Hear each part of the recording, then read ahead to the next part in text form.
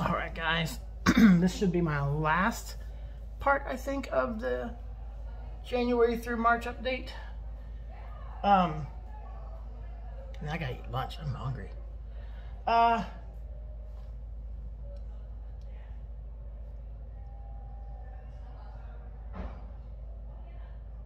My taste might be changing.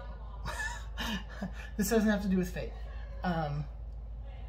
Having started in this Fate play, and I'm like bringing the Fate core book with me and reviewing some of the rules before and during the session, which might be a bad, that might be a faux pas on my part.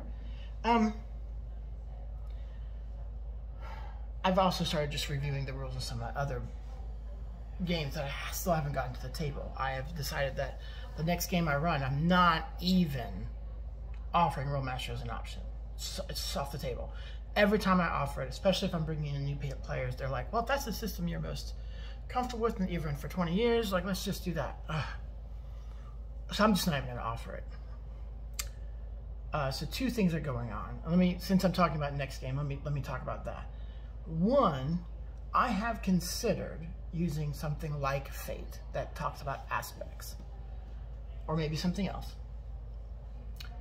to run in my new setting that I am designing with the intention of using it for Rolemaster. Just for those sessions where I'm building up the setting, right, where players and I are building as we go and designing as we go, I'm thinking about using something more like Fate to do that with in the same setting. Not that I would be running that setting always in Fate, but for that, use that system because, it does move more towards aspects, characteristics, all that stuff, right?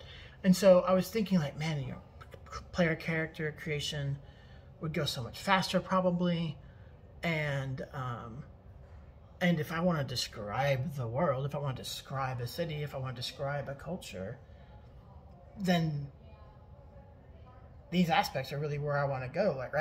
Like just really basic. Like if I say this creature is hard to damage because of high dodge, well, that just tells me they've got a really good DB of some kind, right? But I don't need to get bogged down with determining the numbers, which honestly is where I always suffer. Even when I'm looking forward to doing like indie game development, like when it comes down to actually like putting in the actual numbers for the NPCs, the enemy types, whatever, that is where I start to drag.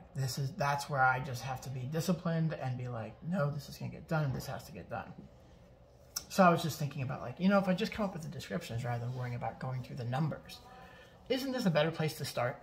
And so I've been thinking about maybe running other systems for that setting that I'm intending for Rolemaster. And this is also because whereas I used to be a systems or agnostic setting believer, there was a very long conversation many years ago, decade plus probably, on the RPG side of Board Game Geek, so Geekdo, whatever, about that very topic. And at the end of the conversation, I was kind of more of a believer of like, okay, maybe settings and systems are not agnostic to each other. Maybe they really should be bound. And so my mind is more like, this is a Rolemaster setting. But maybe it's not. Maybe if I just still replicate the same ideas with the system, whatever. So the second point to that is some change I'm possibly going through. As I'm reading through some of the other systems, Riddle of Steel really excites me in that the spiritual stats, the attributes that are spiritual, give them purpose, right? They have a drive for this, they have a passion for this, they have a destiny towards this. And that's how their character advances, is playing into those things. I like that. Like, that's a mechanic that rewards the behavior you want your players to do, right? And that's really interesting to me. The only thing that really shoves me off of Riddle of Steel is how horribly squishy you are.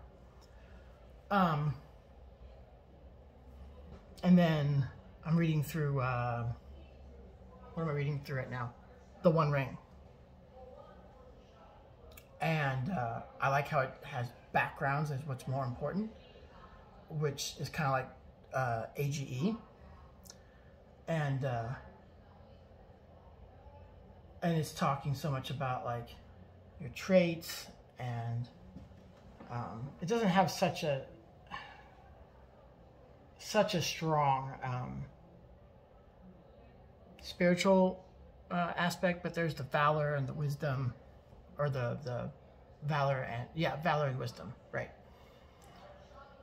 And the traits, and going for the goal and stuff like that. And I think I'm moving a little bit towards wanting to mechanize player character social behavioral aspects more, right? Again, because when you mechanize a thing and you attach rewards to it, that's what promotes, that's the best, most obvious promotion of that activity, right? When I ran my Romancer campaign, the last one was 2016 through 2015 through 2016 or something. Most of my players were great, but I had one player who's a friend of mine, and it was great, whose guy was basically a meat shield with a big weapon. Like, he really didn't have much personality at all. Clearly, because the player himself didn't really care to make up tons of personality and get totally into personality and acting and stuff like that, and he wanted to beat things up. Fine. But I would have liked it if he'd done more, but there wasn't any way for me to really egg him on. And I mean, I guess I could have done meta rewards. I didn't even think about that at the time. Because meta rewards seem kind of, or not meta rewards, but rewards in-game for doing that. But I'm testing a system, right? At that point, I'm testing a system, and I need to remove that from the test, because it would pollute the test. Anyways, and I'm just kind of thinking that this is, I don't know if this is ever going to change what my favorite system is. It might. But I think it's going to change like what I'm looking for in a system for a little while. War Master's, very heavy on the combat mechanics, and then also like for social interactions, you've got the social skills, which is fine. I don't mind that stuff either. I'm not wanting to get rid of that or mechanize it more. But yeah, something like what Riddle of Steel has for that is really, really interesting. Fate also kind of does it, right? Through your aspects. It kind of really describes more who you are, and if you want to get benefits, you need to play into those things. So, just an interesting thing that, hey, I have been in this hobby since 1993, right? Like, that's nearly 30, is it 30 years now? I guess technically it's 30 years now. I mean, once we get to the beginning of the school year, it would be 30 years. And so, yeah, some of my desires and my goals are changing just a little bit for what I want to experience. I might end up going right back. I might go further. I might stay right there and end up changing what my favorite system is or whatever. Who knows? Hey, so, I should probably put this in the title so that people who don't make it to 9 minutes can maybe still do things. What are some other systems that you could suggest that incorporate some of that stuff, right? Like who your PC is becomes mechanically important and mechanically rewarded. All right? See you guys later. I think my January-March update is done. Later.